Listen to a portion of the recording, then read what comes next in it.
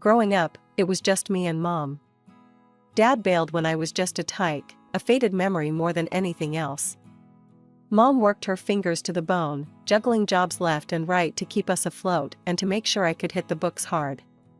Because of her sacrifices, I snagged a grant that got me through college without the mountain of debt that was common these days. I studied business management, driven by a cocktail of ambition and fear of ever being as broke as we were when I was a kid. After graduating, I packed up my life and moved to the city. It was a tough start, living in a cramped apartment and surviving on ramen more nights than I'd like to admit. But I landed a job at a large company, started as a junior, and clawed my way up. Fast forward a few years, and I was not just working there, I was running a whole department. It was more than a job, it was my turf, and I made sure everyone who worked with me knew they were valued. You gotta lead with respect, I'd say during the trainings for the newbies. Treat this job like you own it, and soon enough, you won't just be part of the team, you'll be leading it. The team was solid, a bunch of good folks. When I got the nod for the department head spot, we hit the local bar to celebrate.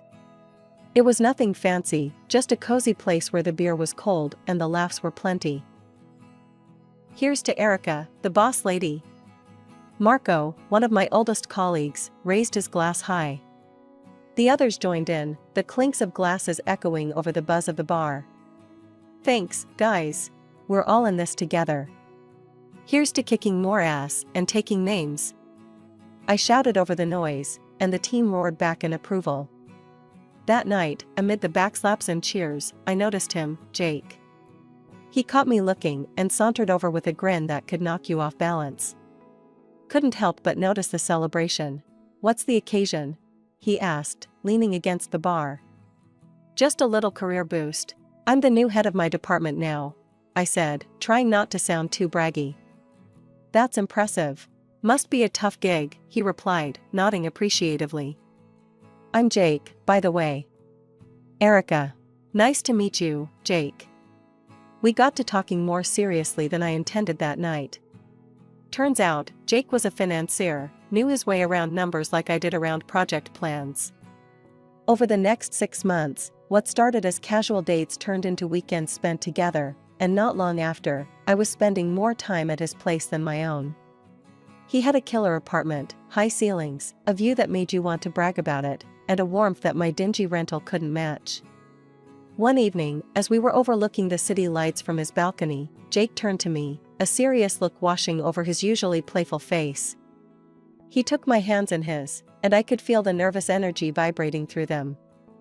Erica, these past months with you have been the best of my life. I know this might seem fast, but when you know, you just know, right? He started, his voice a mix of certainty and hope. I nodded, the cityscape blurring a bit as my heart started to race. He pulled out a small box from his jacket and opened it to reveal a ring that caught the light just right, sparkling almost as much as his eyes. Will you marry me, Erica? Yes, Jake. Absolutely, yes. I managed, my voice thick with emotion. And just like that, I was engaged. Engaged to a man who saw me, really saw me, and loved all the parts of me, even the ones that were tough as nails. The day I was supposed to meet Jake's parents, my stomach was in knots. As Jake drove us up to a sprawling mansion with a driveway longer than my entire apartment block, it hit me, these folks were not just well off, they were loaded. Stepping out of the car, I could feel the weight of the place. The house looked like something out of an old British movie, all brick and ivy, with gargoyles staring down like they knew I didn't belong. Jake squeezed my hand as we walked up to the huge oak doors. You'll be fine, Erica, he whispered, but his voice sounded like he was trying to convince himself too. The doors swung open, and there stood Mr. and Mrs. Hargrove. His suit probably cost more than my rent, and her dress was something you'd see in a magazine. The foyer was massive, with a chandelier overhead that sparkled like a constellation. The walls were lined with portraits of stern-looking folks with titles like Sir and Lady. Erica, lovely to finally meet you. I'm Charles, and this is my wife, Eleanor, Mr. Hargrove said, his voice smooth but cool, with a hint of an English accent that sounded practiced. Mrs. Hargrove gave me a smile that didn't reach her eyes. Pleased to meet you both, I managed, trying to keep my voice steady. As we moved into the dining room, Jake whispered quick tips about which fork to use for what, but his words were a jumble in my head. Dinner was served, and it felt like sitting in a freezer, the air so cold with judgment. Mr. Hargrove pointed to a portrait of a stern-looking man with a thick beard. That's Sir Reginald Hargrove, a direct ancestor from England. Came over in the 1800s to establish our family here, he said proudly. Really impressive, I said, trying to sound enthusiastic, but it was hard to eat when you felt like every move was being critiqued. I reached for what I thought was the salad fork, but the silence that followed told me I'd messed up. I glanced at Jake for help, but before he could whisper anything, Mrs. Hargrove's voice cut through. Perhaps things are done differently where you come from, dear, she said, each word sharp and precise. Sorry, still getting the hang of all this, I mumbled, my cheeks burning hot. Jake tried to smooth things over, jumping into a story about us, but his parents were more interested in watching my struggle with the dessert spoon next. I felt smaller with each course, their stares heavy on my shoulders. After the icy dinner, we all shuffled into the Hargroves' expansive living room. The plush carpets and heavy curtains made the room feel even more suffocating than the dining hall. I sunk into one of the ornate chairs, feeling like I was an exhibit in a museum about commoners. Mrs. Hargrove, perched elegantly on the edge of her seat, leaned forward. Erica, dear, tell us more about your family. Your upbringing must have been quite different from ours. I hesitated, feeling Jake's tense gaze on me. Well, it was mostly just me and my mom. My dad left when I was really young, and I don't remember him much. Mom did everything to raise me on her own. She's a nurse.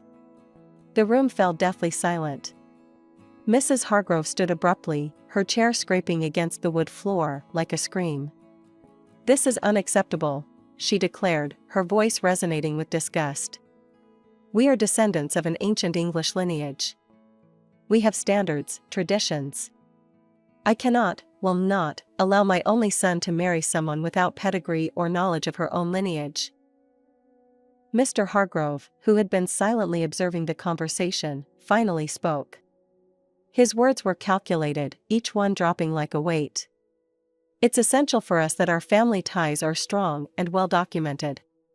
Erica, can you even name your great-grandparents? I felt my face heat up, the embarrassment gnawing at me. I only know about my maternal grandparents, I confessed, my voice barely above a whisper. Mr. Hargrove rolled his eyes, a clear sign of contempt. This is exactly what we feared, he muttered under his breath. Jake finally intervened, his tone firm yet pleading. Mom, Dad, please. Erica is kind, hardworking, and she loves me. Isn't that what should matter? His mother's gaze was steely. Respect and adherence to our family standards are what matter, Jacob. If Erica is to join this family, she must learn our ways. She needs to respect where she is coming from, even if it is nowhere significant. Their words stung, slicing through the warm feelings from earlier in the evening. But Jake was looking at me, his eyes begging me to just go along with it. I nodded, reluctantly agreeing to their terms. Fine, I said, trying to keep my voice steady. I'll learn about your family and your traditions. Mrs. Hargrove seemed somewhat placated by my concession. Good. You'll start by familiarizing yourself with our family tree and understanding who each person in those portraits is. It's not just about names, Erica. It's about respect for our lineage. As they continued talking about their expectations, I felt a part of me shrivel up.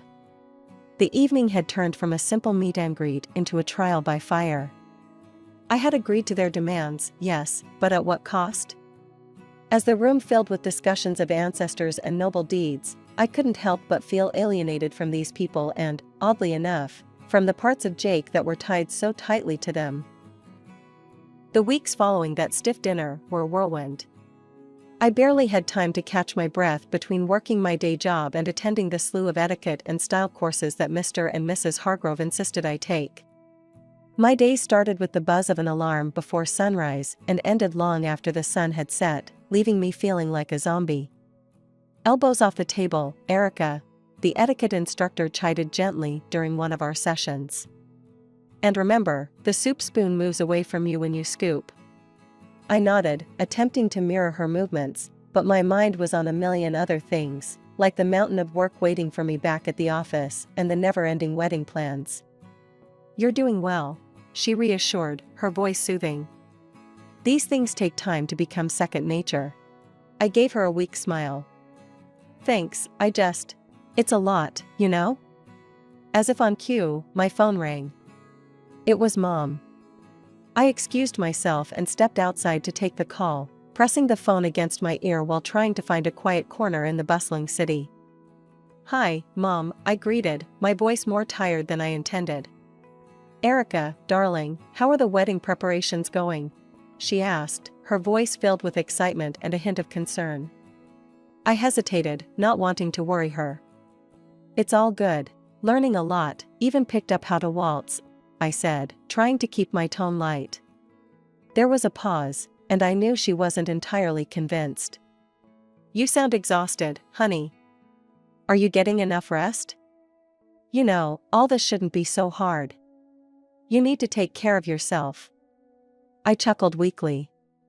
"I'll try, Mom. But there's a lot to juggle right now.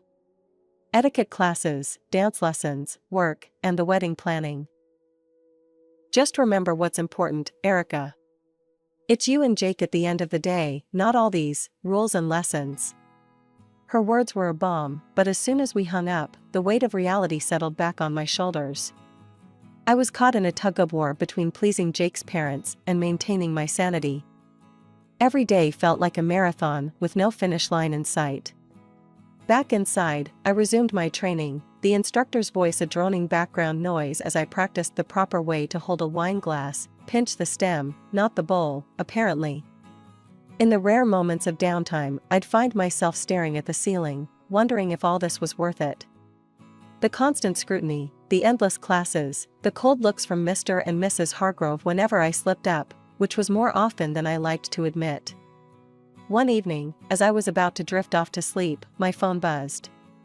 It was Jake, his text lighting up the screen. "How was your day? Miss you." I stared at the message, my fingers hovering over the keyboard. I wanted to tell him everything, to pour out my frustrations and fears, but I held back. Instead, I typed a simple, "Miss you too. Long day, but all good." As I set the phone down, the silence of my apartment felt overwhelming. Was this how it was going to be? Pushing through the exhaustion, smiling through the stress, all for the sake of fitting into a world that seemed increasingly alien to me? The big day had finally arrived. The venue was a flurry of flowers, fancy dresses, and the faces of the city's high society milling about. My stomach was in knots. As I stood in my long, flowing white dress, trying to catch a breath, my mom came over, adjusting a stray curl on my forehead. "Everything will be just fine, Erica," she reassured me with a soft smile. I wanted to believe her, but the minute the ceremony began, any hope of a peaceful wedding evaporated. Jake's parents were on a warpath of superiority. Mr. Hargrove greeted guests with an air of boastfulness, and Mrs. Hargrove was quick to point out to anyone within earshot how they had made everything possible. As the guests settled, I tried to mingle, but Mrs. Hargrove pulled me aside with a frosty smile. "Erica, dear, make sure our friends are taken care of. Fetch some drinks, there's a good girl," she instructed, gesturing imperiously towards a group of elderly gentlemen discussing politics loudly. "But," I started, only to be cut off by her sharp glance. "No buts. You're practically family now, show some initiative," she snapped. Reluctantly, I carried trays of champagne and hors d'oeuvres between tables, my dress trailing behind me. The weight of the fabric and the task made me feel more like a servant than a bride. I caught glimpses of Jake laughing and chatting, oblivious to my plight. As I passed another round of drinks, I overheard Mrs. Hargrove's voice rise above the chatter. "Erica will be serving us tonight. It's good practice for her, don't you think?" Her tone was condescending, her eyes scanning the crowd for approval. That was the last straw. I approached her, my hands shaking slightly but my voice firm. "I am not a waitress at my own wedding." There are staff here who are supposed to do this. Mrs. Hargrove stood up, her expression one of mock surprise. You should be grateful we allowed such a simple girl into our family. Remember your place, Erica, she hissed, her words like daggers. I felt a flush of anger rise to my cheeks. This is my wedding, not a performance for your friends, I retorted, my voice louder than intended. The room fell silent. All eyes were on us now. Jake, catching the tail end of our exchange, stumbled over, a glass of champagne in hand. What's going on here? He slurred slightly, his eyes not fully focusing. Your mother is treating me like a servant at our wedding, Jake. This isn't what today is supposed to be about, I said, frustration boiling over. Jake looked between me and his mother, his expression clouding. Erica, why are you making a scene? Just do what my mom asks. It's not a big deal. Not a big deal? Jake, this is our day, and your mom is ruining it, I shot back, disbelief and hurt swirling together. He took a long sip of his champagne before speaking. Look, Erica, you should be happy I even chose you. There were plenty of girls better than you, prettier, richer. You're making a fuss over nothing. The word stung like a physical slap. I recoiled, the realization hitting me hard. The man I loved, the man I was about to marry, didn't see us as partners. To him, I was just another accessory, something to be molded and fit into the perfect image his parents wanted. As I clutched my bouquet tighter, feeling like I might crumble right there, my mom came over. She took one look at me and wrapped me in her arms, the kind of hug that seemed to hold the world at bay. Honey, do you love this man? Do you really want to marry him? She whispered, her voice filled with worry. I shook my head, barely able to muster the voice to speak. No, Mom, I can't do this. I don't want to. Mom nodded, her jaw setting in that determined way that I knew all too well. She gently took the bouquet from my hands and guided me to a chair, her touch reassuring. Then, with a surprising sprightliness, she approached the DJ, asked for the microphone, and turned to face the gathered crowd. Ladies and gentlemen, may I have your attention, please? Her voice, clear and steady, cut through the murmurs, drawing every eye in the room to her. There was a hush, the kind that precedes a storm. She took a deep breath and turned to face Mr. and Mrs. Hargrove directly. I have something important to share, about truth and pretense, she began, her gaze unwavering. I went to the same school as Charles and Eleanor Hargrove. Back then, they didn't carry an English accent or boast of noble blood. Their families were hard-working folks just like ours. A murmur rippled through the crowd. Charles's father was a mechanic, and Eleanor's mother served tables at the local diner. She paused, letting the words sink in. The portraits, the accents, the surname, they bought them. All to craft a past that would hide where they really came from. The room erupted into whispers, guests turning to stare at the Hargroves, their faces a mix of shock and disbelief. Mrs. Hargrove stood up, her face red, the facade of aristocracy melting away. That's preposterous. But my mom wasn't finished. To think that you would stand on these fabrications and look down upon my daughter, judge her worthiness based on a lie. Erica is worth 1,000 of your false titles. She is real, something you've long forgotten how to be. The guests were now openly murmuring, their looks of fascination turning to disdain as they gazed at the Hargroves. Mr. Hargrove tried to speak, his accent slipping into something less refined, more desperate. We did what we thought was best. For whom? My mom cut him off, her voice fierce. For your son? For society? Or just for your own shallow pride? The confrontation had drawn everyone's attention, and now the room was buzzing, the atmosphere charged with tension and revelations. The Hargroves seemed to shrink, their grandeur dissolving into the air, leaving nothing but the stark, plain truth of their origins. Jake's face twisted with a mix of shock and anger.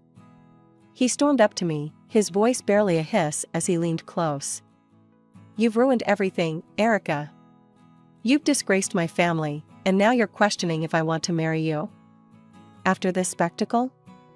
His words stung, but before I could respond, he grabbed my arm, pulling me slightly closer.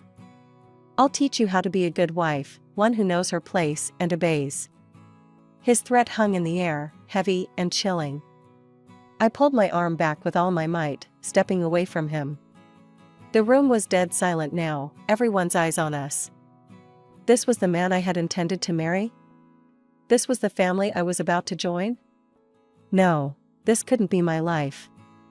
I took a deep breath, my mother's earlier strength flowing through me. "There will be no wedding," I announced loudly, making sure every guest heard. "I regret that I ever considered marrying such a moron, someone who truly matches the arrogance and deceit of his parents." Murmurs filled the room, some of shock, others of support. Jake stood there, mouth agape, as if trying to catch the words and stuff them back into my mouth. My mother came to my side, her presence a comforting shield against the chaos. Together, we walked through the crowd, our heads held high. In the weeks that followed, news of the Hargroves' disgrace spread through the city.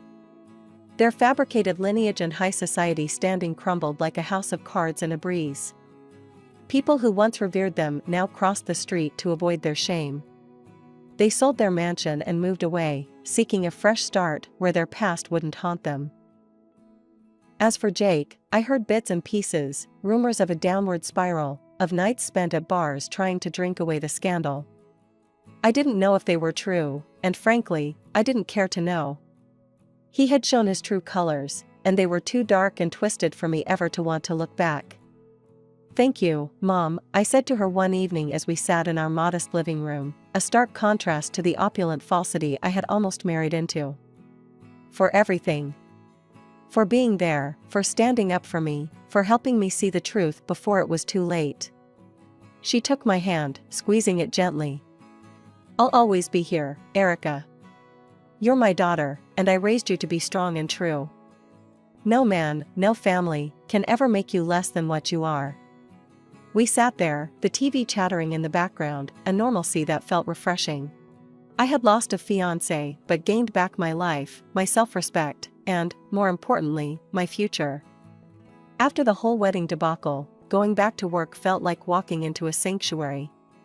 My colleagues, who had heard about the chaos, were nothing short of supportive. "Erica, you dodged a bullet, girl," Marco said as soon as I walked into the office.